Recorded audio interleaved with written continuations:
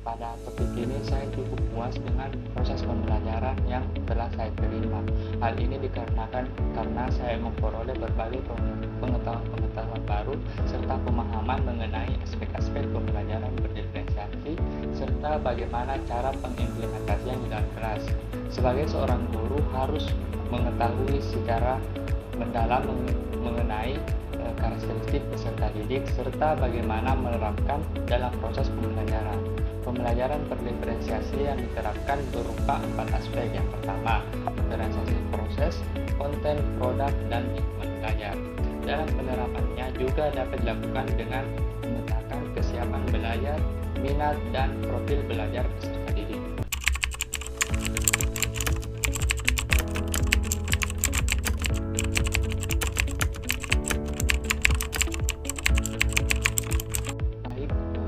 Setelah saya mempelajari topik ini, ide yang saya peroleh yaitu saya akan menerapkan pembelajaran berdiferensiasi ketika saya melakukan kegiatan PPL ataupun menjadi seorang guru nantinya.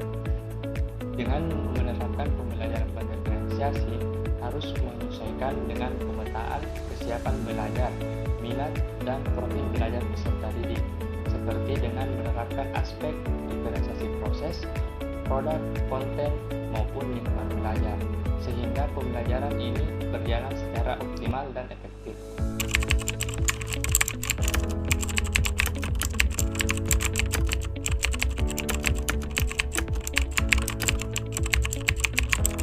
Dengan memberikan asesmen diagnostik non-kognitif untuk melakukan pemetaan kesiapan belajar, profil belajar, dan minat belajar peserta didik.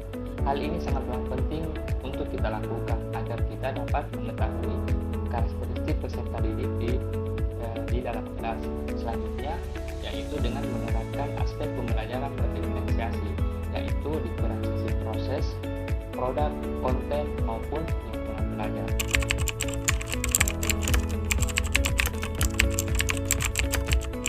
Latar belakangnya adalah dengan keberagaman karakteristik peserta didik yang ada di dalam kelas. Hal ini perlu kita perhatikan sebagai seorang guru karena setiap peserta didik memiliki keunikan yang berbeda-beda, sehingga dalam proses pembelajaran pun dibutuhkan pemenuhan kebutuhan yang menyeluruh. Hal ini akan mempengaruhi pencapaian tujuan pembelajaran peserta didik. Pemahaman mengenai karakteristik peserta didik juga akan baik jika proses pembelajaran di kelas sesuai dengan kesiapan belajar, profil belajar, dan minat belajar peserta didik.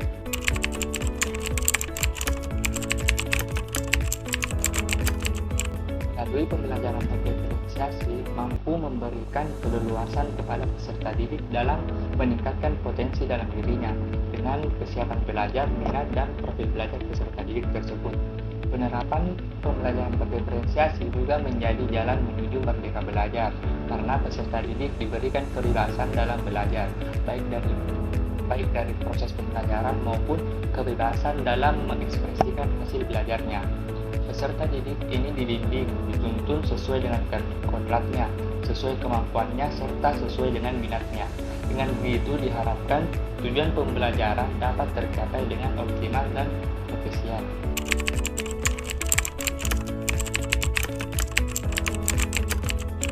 Pertama yaitu peserta didik merasakan kenyamanan dalam belajar, adanya peningkatan keterampilan baik dari segi hard skill maupun soft skill. Dan yang kedua yaitu adanya kesuksesan belajar dari peserta didik, yaitu peserta didik di sini mampu merefleksikan kemampuannya yang mulai dari awal pembelajaran hingga akhir proses pembelajaran.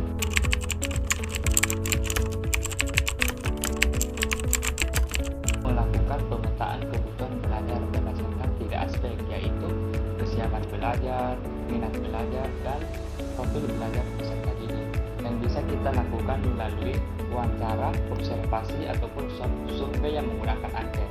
Dan yang kedua yaitu merencanakan pembelajaran berdiferensiasi berdasarkan hasil pemetaan yang dapat memberikan berbagai pilihan baik dari strategi, materi, maupun cara belajarnya.